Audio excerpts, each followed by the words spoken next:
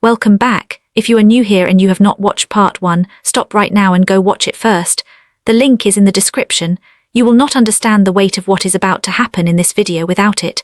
For those of you who have been in the comments demanding justice, this one is for you. The man who took her child was about to lose everything. She walked in like she had already won, not with arrogance, not with performance. With the specific, calibrated stillness of a woman who had spent 6 years being underestimated by people with more money than conscience, and had decided, finally, to let them find out what that had cost them. The press conference room at the Lagos Continental Hotel was packed. Journalists from 4 countries, 2 television crews, a photographer from a wire service whose images would be on 3 continents before the hour was out. They had been told only that a statement would be made regarding what the invitation called a matter of significant international legal concern. They had come because the Kang name was in the press release. They stayed because of the woman who walked to the podium. Juliet Ademi set a manila folder on the table. She did not open it yet.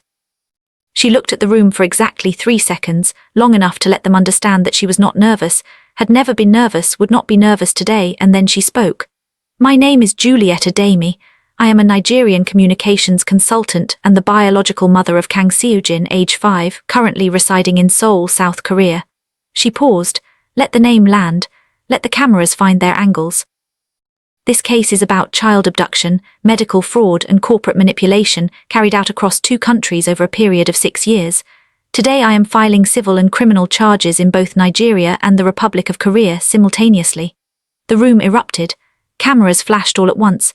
A sustained burst of white light that turned the room briefly electric. 3 journalists spoke at the same time. Someone in the back row knocked over a water glass and didn't stop to pick it up. A reporter from a Korean news agency was already on her phone, typing before Juliet had finished her sentence. She waited. She had prepared for this. She let them have their 30 seconds of noise and then she raised one hand just slightly, and the room went quiet the way rooms go quiet when the person at the front has something the rest of them need. "I will take questions after the full statement," she said. "Not before." She opened the folder. What she laid out in the next 14 minutes was not a story. It was a case. There is a difference. A story can be dismissed, contextualized, reframed by people with expensive lawyers and press contacts, and 40 years of knowing how narrative gets managed. A case has documents. A case has account numbers and dates and correspondence, and the kind of specificity that does not bend under pressure because it was never built to. She presented the DNA confirmation first. 3 independent laboratories. The percentage match between her genetic material and Seojin's. 100% maternity confirmed. She placed the printed summary on the table and slid it toward the nearest camera without looking at it. A journalist in the second row leaned toward the woman beside her and whispered something. The woman beside her did not respond. She was staring at the document summary on the screen behind Juliet with the expression of someone doing arithmetic they didn't expect to add up. Then the financial trail. A private account controlled by legal counsel associated with Kang Corporation. Transfers made in 2 installments to a registered medical facility in Abuja, Nigeria. The dates corresponding precisely to the weeks surrounding what Juliet had been told was a medical emergency requiring specialist intervention. The amounts corresponding to what it costs, apparently, to staff a clinic, manufacture a complication, sedate a woman 8 months pregnant, and produce a death certificate for a child who was not dead. Someone in the press gallery dropped a pen. The sound was sharp in the silence. Nobody moved to pick it up. Then the death certificate itself. She held it up. Let the cameras get what they needed. Put it back down. Then the internal correspondence. 3 emails between Choi Yoon-young, senior legal counsel for Kang Corporation, and a private security contractor whose services, the emails made clear, extended beyond what any legitimate legal firm should be arranging. The emails did not name Juliet directly. They referred to her as the subject. They referred to the baby as the matter. They referred to the clinic as the facility. The language was careful and professional, and it described the organized abduction of a full-term infant from its mother's body with the same tone you might use to discuss a property transfer. Juliet let the journalists read the copies her team distributed. She watched their faces. She had spent 6 years learning to read rooms. She knew what genuine shock looked like versus performed shock. What she saw in that press conference room was genuine. Even the most seasoned journalists in the front row, people who had covered wars and corruption and corporate crime at the highest levels, were looking at those emails with expressions that said, I did not think this was the kind of thing that actually happened. This was not a mistake, Juliet said quietly into the microphone into the silence. It was a system. By the time she left the hotel, the story had broken in Seoul. The Kang Corporation communications team found out the same way everyone else did, through a news alert on their phones at 9:47 in the morning. The head of communications, a man named Park Sung-ho who had spent 11 years managing the Kang family's public narrative through 3 mergers, 2 government investigations, and 1 very difficult divorce, read the alert twice and then called his deputy and said 4 words, "Get everyone in now." The boardroom on level 31, the same building where Juliet had once taken the wrong elevator, the same view of the Han River she had once stopped to look at, was full within 20 minutes. Lawyers, PR strategists, the CFO, 2 board members who had driven in from Gangnam, all of them talking at once about containment and response windows and whether the Korean press could be managed and what the international angle meant for the share price. Kang Byung-ho sat at the head of the table. He was the only person in the room who was not talking. He was looking at the printed copy of Juliet's press conference statement that someone had placed in front of him. He was reading it with the same careful, unhurried attention he brought to everything. His expression had not changed. His posture had not changed. He looked, to anyone in that room who did not know him well, like a man who was simply gathering information before responding. Yi Min, who knew him better than anyone, could see the precise location where the composure was costing him. Yi Min was standing by the window. He had not sat down. He had not contributed to the conversation around the table. He had arrived because his assistant had called and said his presence was required, and he had come and he had stood at the window with his hands in his pockets, and he had listened to 45 minutes of people discussing how to protect a family that had done what his family had done, and he had felt something settle inside him with the cold finality of a decision already made. Park Sung-ho turned to him. "Yi Min SSI, we need a unified family statement by this afternoon." Something that questions the evidence, raises doubt about the timeline, positions the family as, "No," Yi Min said. The room went quiet. "No unified statement," he said. "No questioning of the evidence, no press management." He looked at the table, at all of them. "The evidence is real. Every document she presented is real. Attempting to dispute it will not protect this family. It will only add obstruction to the list of things we have already done." His father looked at him from the head of the table. "You would let them dismantle everything your grandfather built, everything I built, for a woman who, for the truth," Yi Min said. The words came out very quiet and very final. "She did not do this to us. We did this to ourselves, 6 years ago, in a clinic in Abuja, and every day since that we chose not to look at it." He picked up his jacket from the back of the chair he had never sat in. "I am done choosing not to look at it." He left the boardroom. The silence behind him lasted a long moment. Then Park Sung-ho's phone rang, and the room went back to its panic, and Kang Byung-ho sat at the head of the table with his hands folded, and his face composed and something in his eyes that was, for the first time in a very long time, not certainty. For the first time in his life, Kang Yi-min stood in the elevator going down from the 31st floor and realized, with the clarity of someone who has finally stopped looking away, that power could not fix what his family had broken. It could only, if he let it, make the breaking harder to see. He had been letting it do exactly that for 6 years. He was done. In Abuja, the Nigerian Medical Council's investigative team arrived at the clinic on a Wednesday morning with federal warrants and 4 officers, and the specific, unhurried energy of people who have been given everything they need and intend to use all of it. The clinic had not closed. That was the first interesting thing. Whatever the people who ran it had expected to happen after Juliet's press conference, they had apparently decided that closing would look worse than staying open. So the receptionist was at her desk, and the waiting room had patients, and the framed certificates were still on the walls when the investigators walked through the front door. Dr. Emeka Osai was not there. He had not been there since the morning after the press conference. His apartment in Wus II was empty. His phone went to voicemail.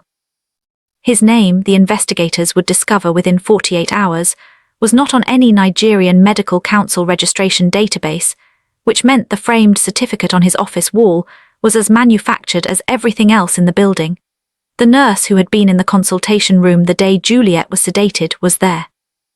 Her name was Blessing Ez, and she was 29 years old when the lead investigator sat across from her in the clinic manager's office with the financial records spread on the desk between them, and explained in precise and careful detail what the clinic had been used for.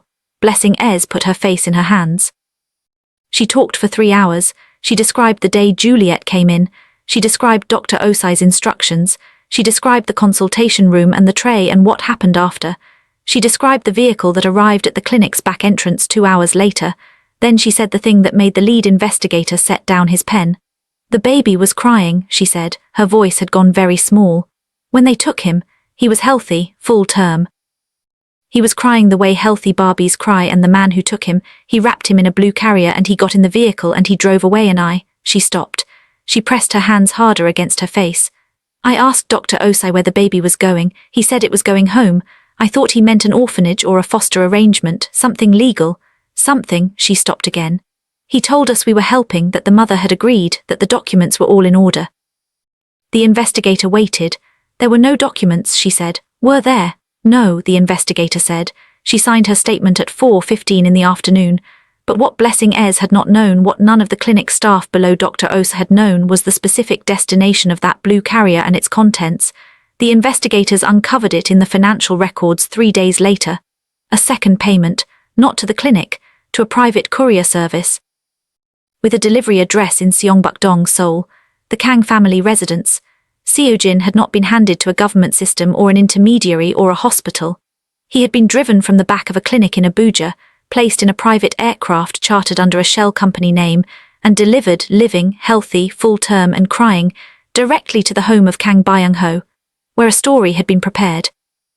Where Yimin had been told 3 days later that a child had been found, the result, Byung-ho said, of a relationship Yimin had not known about, with a woman who had died in childbirth and left no family.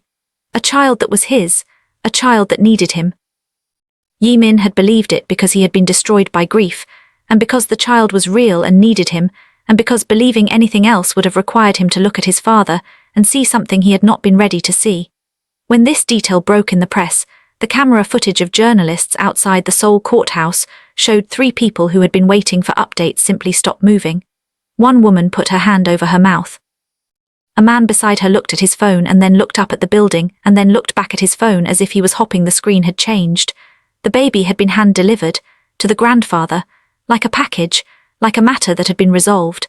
In Nigeria, justice moved on its own timeline and with its own teeth. The Nigerian Medical Council's formal disciplinary hearing convened 3 weeks after the investigator's report was filed. The clinic's operating license was revoked on the first day of the hearing, effective immediately. The building was sealed. The patients currently registered were transferred to legitimate facilities under a federal health directive. The framed certificates that had decorated the walls, every single one of them, were confirmed as forgeries and entered into evidence. Blessing Ez appeared before the disciplinary panel voluntarily. She had not been a licensed medical practitioner. Her employment at the clinic had been arranged under falsified credentials, a fact she had not known when she accepted the position, and a fact the panel verified through independent investigation. She was not struck off a register she had never legitimately been on, but she was formally cautioned, her cooperation noted, and her testimony used to build the case against those above her. She left the hearing room with the particular expression of someone who has told the truth at significant personal cost and is not yet sure whether it was worth it. The panel's notes recorded that she had acted with conscience when it mattered. That notation would follow her. The 2 nurses who had assisted in the operating room on the day Juliet was sedated were a different matter. Both held legitimate Nigerian nursing licenses.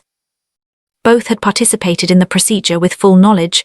The panel determined that no valid consent had been obtained. Both licenses were revoked permanently. Neither would practice medicine in Nigeria again. One attempted to appeal. The appeal was denied in 4 weeks, a speed that suggested the panel had anticipated it. The clinic's administrative director, a man who had managed the facility's paperwork and finances and had processed both wire transfers from the Cayman Shell account, was charged with conspiracy, fraud and accessory to child abduction. He was arrested at his home in Abuja on a Tuesday morning and did not make bail. The fake Dr. Emeka Osai, whose real name the investigators confirmed was Femi Ajora, a disbarred medical practitioner whose license had been revoked by the Nigerian Medical Council 8 years earlier for a separate case of medical fraud in Port Harcourt, was extradited from Accra under the bilateral agreement and stood trial in Abuja. The charges were comprehensive: practicing medicine under false identity, administering sedation without consent, conspiracy to commit child abduction and fraud. The trial lasted 11 days. The verdict took the jury 4 hours. He was sentenced to 14 years without the possibility of early release. The judge, in delivering the sentence, used a single line that the Nigerian press quoted extensively. Following morning, "You wore the clothes of a healer and did the work of a criminal. This court will not be lenient about the distance between those two things." The clinic building was later demolished. The lot it stood on was acquired by the federal government under asset forfeiture proceedings. There was a proposal, still under discussion at the time of the Seoul ruling, to build a legitimate maternal health clinic on the same ground, one that would serve the Abuja communities the criminal facility had exploited. Nothing had been confirmed, but the proposal existed. Sometimes that is where correction begins. Juliet was informed of the Nigerian sentencing outcomes by her attorney on the same morning as the Seoul ruling. She read the summary. She set it down on the table beside the grey stone Seojin had left on her hotel nightstand the evening before. She did not celebrate that either, but she kept the summary. She folded it carefully and placed it in the same folder as the fake death certificate, not beside it but on top of it, covering it, the way truth, when it finally arrives, covers the lie that tried to replace it. The payment records the investigators pulled from the clinic's accounts told the rest. 2 wire transfers. Originating account traced through a shell company in the Cayman Islands to a legal services firm in Seoul. The firm, Choi and Associates. The senior partner, Choi Yoon-young. The warrant for Choi Yoon-young's arrest was issued on a Thursday. She turned herself in on Friday morning, accompanied by her own lawyer, with the composed and calculating energy of someone who had already decided that cooperation was the most strategic option available. She sat in an interview room in Seoul, and she answered questions for 6 hours, and she gave them everything: names, dates, the specific instructions she had received, the specific instructions she had passed along, with the precision of someone who had kept very good records and was now using those records to negotiate the terms of her own accountability. The name she gave most frequently was Kang Byung-ho. The formal hearing was set for a Tuesday in October, in a Seoul courtroom that had been requested to accommodate the press presence and need, and then requested again through a different channel and finally granted with restrictions. The International Press Gallery was full. The Korean Public Gallery was full. 3 Nigerian government observers sat in the 3rd row behind Juliet's legal team. Juliet wore dark blue. She sat straight. She had not slept well the night before, not from fear, but from the particular restlessness of someone who has been waiting a long time for something and finds, when it finally arrives, that their body doesn't know how to be still. Her lead attorney, Adiz Okafor, leaned over before the proceedings began and said, "You know what you're going to say." "I know," Juliet said. "Don't perform it, just say it." "I know," Juliet said again. When she was called to testify, she walked to the witness position and she sat down and she looked at the room. The press gallery, the observers, the defense table where Kang Byung-ho sat with 4 lawyers, and the specific, diminished quality of a man who has been powerful for so long that powerlessness has made him look physically smaller, and she began. She described the relationship. She described the kitchen conversation the night Yimin came to tell her about his father's ultimatum. She described the morning Choi Yoon-young arrived at her apartment. She described the flight to Lagos, the 8 months of building a new life, the phone call, the overnight bus to Abuja, 8 months pregnant, moving carefully, telling herself this was routine. She described the clinic, the waiting room, the corridor that turned twice, the ultrasound screen that faced away from her, the 5 clinical questions she asked and the answers that were almost right but not quite. She described the consultation room, the nurse, the tray, the syringe. She described waking up. She described pressing both hands to her stomach and understanding before any words were said what had been done to her. She described the death certificate, the grief counseling card, the 20-minute gap in the timeline, the consent form she had never signed.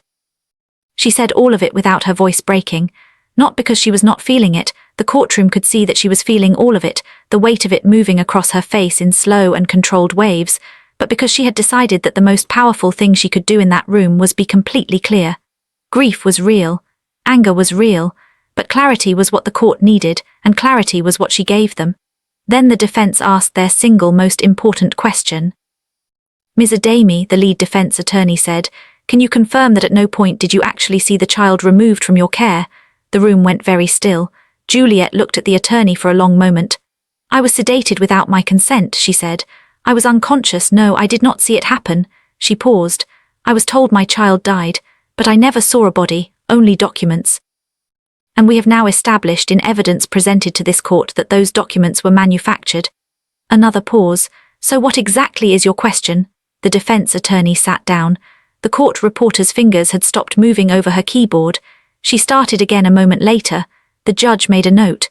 3 people in the press gallery were typing simultaneously, and all of them had written the same line. The prosecution did not need a follow-up. The defense collapsed across the following 2 days with the particular speed of structures that were never built to withstand scrutiny, only to avoid it.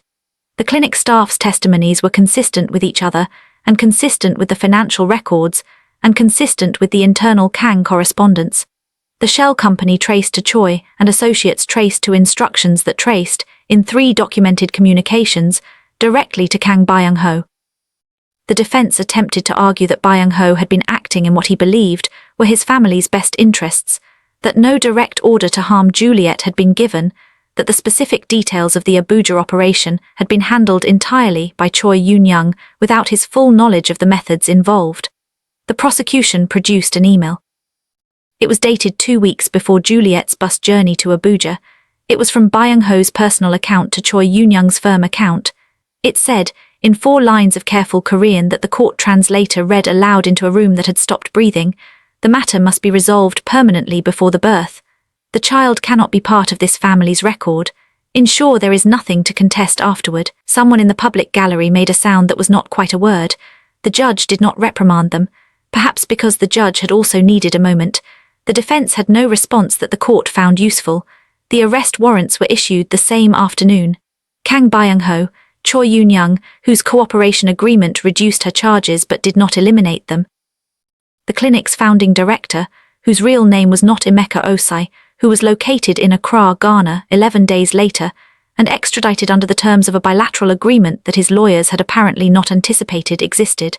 Asset freezes were ordered on 3 Kang Corporation accounts pending the civil proceedings. The share price dropped 17% in 2 days. 2 board members resigned. The Government Contract Review Board announced it was reopening 3 infrastructure contracts that had been awarded to Kang subsidiaries in the previous 4 years.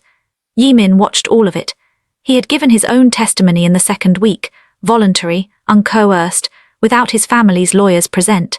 He sat in the same witness position Juliet had occupied, and he described the conversation with his father the night Juliet left. He described what he had been told, that she had chosen to go, that she had wanted nothing further to do with him or the family. He described the years of believing it. He described the gala. He described the DNA results. He described the morning he walked into his father's study and his father had sat behind a mahogany desk and justified it. Then he described the thing he had not known until the investigators' report, the blue carrier, the private aircraft. Delivery to Seongbuk-dong, the story his father had constructed about a woman who had died in childbirth and left a child behind. He handed me my son, Yi-min said. His voice was even. It cost him to keep it even, and the court could see that cost. He handed me my son and told me a story, and I believed it because I needed to believe something, and because I did not understand yet what my father was capable of. He paused. I understand now. He did not cry. He also did not perform composure. He simply told the truth in full and let the court do what courts are supposed to do with it. After his testimony, he walked past the defense table. He did not look at his father. His father did not speak. The initial ruling came on a Friday morning. Medical fraud confirmed. Child abduction confirmed. Corporate interference in a private individual's medical care confirmed. The criminal sentencing hearings would follow in the coming months, but the civil ruling was immediate. Juliet Ademi was confirmed as the biological mother of Kang Seojin. Her parental rights, which had never legally been terminated because no legal process had ever actually occurred, were fully recognized by both the Nigerian and Korean courts under the bilateral agreement Adiz Okafor had spent 4 months constructing. Juliet sat in the courtroom and heard the ruling, and she did not celebrate. She sat very still. Adiz touched her arm. It's done, she said quietly. Juliet nodded. Once. She looked at the ceiling for a moment, white, institutional. Not so different from another ceiling she had stared at once in a recovery room in Abuja, and she let herself feel just for that moment the full distance between then and now. What it had cost, what it had taken, what she had carried without knowing she was carrying it, and what she had carried knowing exactly how heavy it was. Then she stood up, straightened her jacket, picked up her folder. Outside the courthouse, the media was waiting.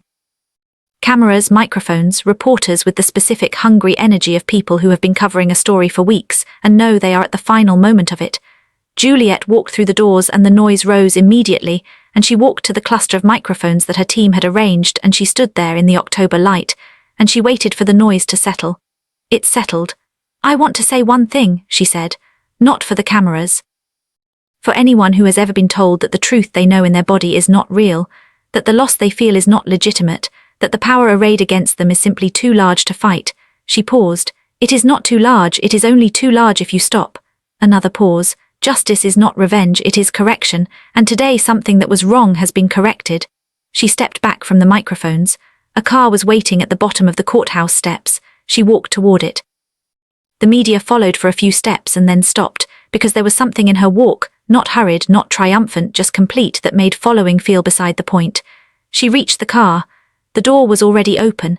Inside, pressed against the far window with a small smooth grey stone in his hand that he had apparently brought from the garden and had not let go of since, was Seojin. He looked up when she got in. His expression was the expression she was beginning to understand was simply his, serious and certain, and already somewhere the rest of the world was still trying to reach. "Did you win?" he asked. She looked at him for a moment, at his jaw, his eyes. The birthmark she knew was under his jacket on his left shoulder, shaped like a small leaf. "Yes," she said. He nodded, satisfied, and returned to examining his stone. Like winning was simply what she was supposed to do. Like he had never doubted it for a single day. She looked out the window. Yimin was standing at the bottom of the courthouse steps, slightly apart from the remaining press, watching the car. Their eyes met through the glass. Neither of them moved, neither of them needed to. There were things between them that a courtroom could not resolve and that a garden afternoon had only begun to approach. Both of them knew it. Both of them, for now, were willing to let that be what it was. Seojin leaned against her side without looking up from his stone. She let him.